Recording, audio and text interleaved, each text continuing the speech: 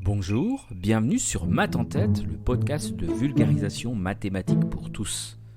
Dans le courrier des lecteurs de la semaine, Marie Nougatine me demande « Une pente de 100% sur un panneau de signalisation, c'est pas vertical du coup ?» Bonne question Marie Nougatine. En voiture. Mais oui, c'est vrai ça. C'est quoi le pourcentage de pente sur les panneaux de signalisation ?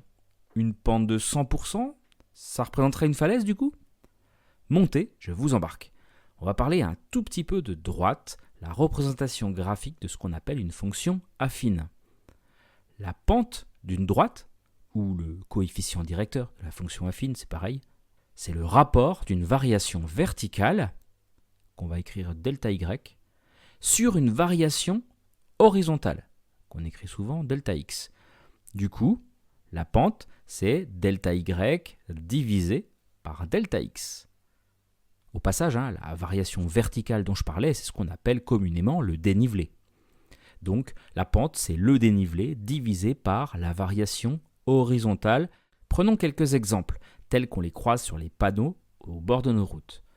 Dans le cas d'une pente de 10%, 100 mètres parcourus horizontalement correspondent à une montée de 10 mètres. Ça signifie ceci. Delta y sur delta x, ça fait donc 10 divisé par 100, c'est-à-dire 10%.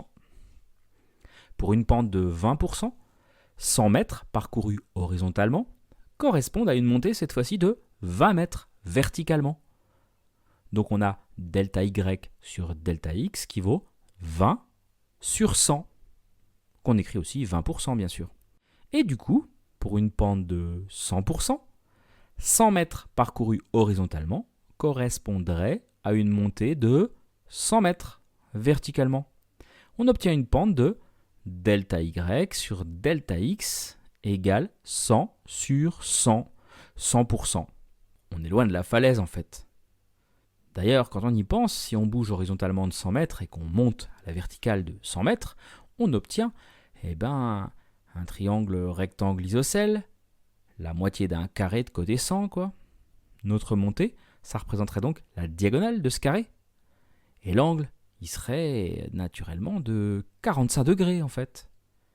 Eh oui, tiens, il serait peut-être temps. Et si on parlait un peu d'angle alors ? Donc si on résume, 100%, ça correspondrait à 45 degrés. Donc oui, les angles dans tout ça. Alors il n'y a pas de lien de proportionnalité déjà. C'est un tout petit peu plus compliqué que ça.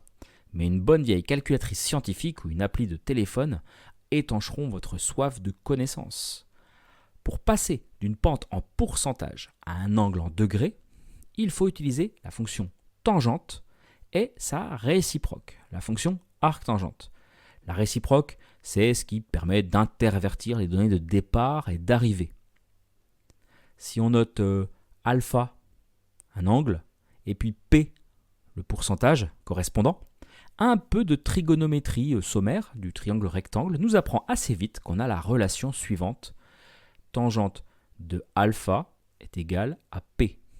La tangente de l'angle est égale au pourcentage. Et donc par suite, l'arc tangente du pourcentage est égal à l'angle.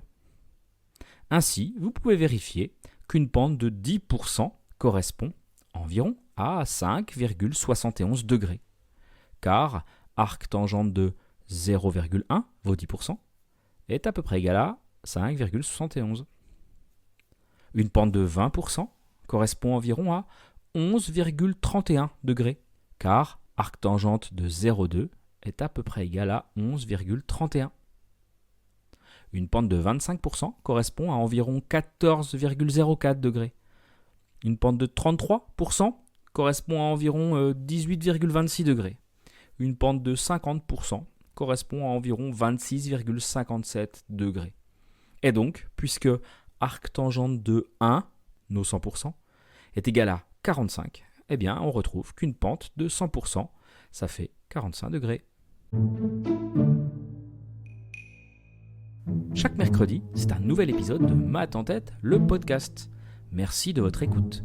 Si vous avez des thèmes, des idées à me proposer, comme Marie Nougatine, n'hésitez pas à me rejoindre sur les réseaux sociaux, Twitter, Instagram, Facebook, etc. N'hésitez également pas à prendre quelques instants pour mettre 5 étoiles à votre podcast de mathématiques préféré. Passez une bonne semaine et à mercredi.